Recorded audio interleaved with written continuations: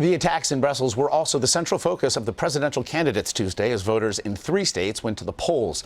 Donald Trump stood by his proposal to temporarily ban Muslims from entering the country, while Ted Cruz called for police patrols in Muslim American communities here in the United States. Meanwhile, Democrat Hillary Clinton says we need heightened surveillance of suspected terrorists to avoid a Brussels-style attack. Joining me to discuss it all and last night's results as well, the impact of Brussels on the campaign, our political panel. Hogan Gidley, an advisor to former Arkansas Governor Mike Huckabee.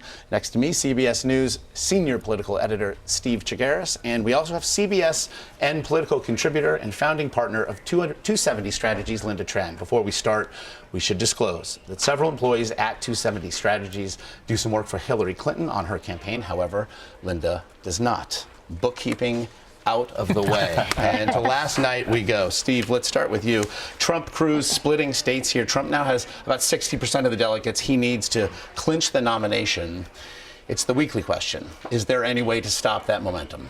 Well, the anti-Trump people looked at Utah and looked at Cruz winning outright there, big. And they're hoping that that is translated into something else moving forward. They're looking at Wisconsin, which is the next big prize on April 5th, hoping that maybe Cruz can pick off that state as well. But really what it is now, and what we've seen, Jeb Bush endorsed Ted Cruz this morning, we're seeing the establishment really sort of coalesce behind Cruz as the anti-Trump option here. And the win in Utah sort of gives them hope moving forward. Now, if you look at the numbers in terms of delegate count, Trump is still way ahead.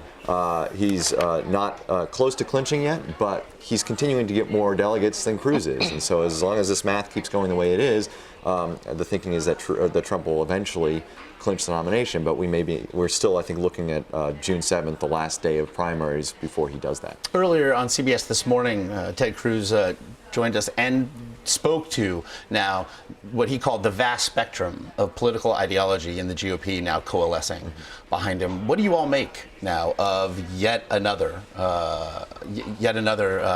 some more support, some more mainstream support now? I look at it as the establishment really just sort of trying to figure out what to do. The establishment that doesn't like Trump trying to figure out what to do, and they're seeing that mathematically the only real option is Cruz at this point. Kasich did terribly in Arizona, did terribly in Utah, and he's just not an option for them. And so what are they doing? I mean, the Bush thing, just let's look at the Bush endorsement in a nutshell, okay? This is a guy whose family, no love lost between the Bushes and Cruz.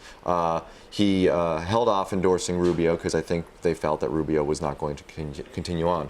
They don't necessarily dislike Kasich, but they are basically saying we need to find the real anti-Trump option. And so it's sort of remarkable that Bush, who the animosity is so fierce toward Trump that he's going to endorse a guy like Ted Cruz, who really stands against everything that the Bushes do. Right. And so to me, it's remarkable, but they're doing it because they hate Trump. So and let's be clear, they're not coalescing behind Ted Cruz. Right.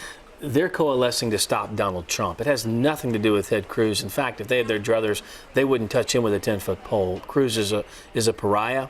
He's persona non grata, not just amongst establishment types, but for a lot of folks in the Senate who aren't necessarily establishment, and even some that are Tea Party, they can't work with him. He's very disliked in the Senate community. He's not been able to accomplish anything since he's been there. He's done plenty to fill his own pockets, his own pack, but he's not accomplished any of the things he said he'd set out to do. And that's a problem. That's one of the reasons why this effort to stop Trump is so clunky. It's not necessarily for any person. It's just against Trump, and so it's odd. Well, it also seems to be a step behind itself all the time. Always. Well, because there's no real option. So they look at Trump as a guy who they don't trust because they don't know where he's coming from. They also don't trust him because he says things that are wild and controversial. Then there's Cruz. They know exactly where he's coming from. They just don't like where he's coming from. But at least they know where he's coming from. So they figure, okay, he's sort of the lesser of two evils here. We can maybe get behind a guy who, at least, even though we disagree with him a lot on a lot of the way he gets things accomplished or tries to get things accomplished in Congress and the things that he says, at least we know where he's coming from and we can deal with that.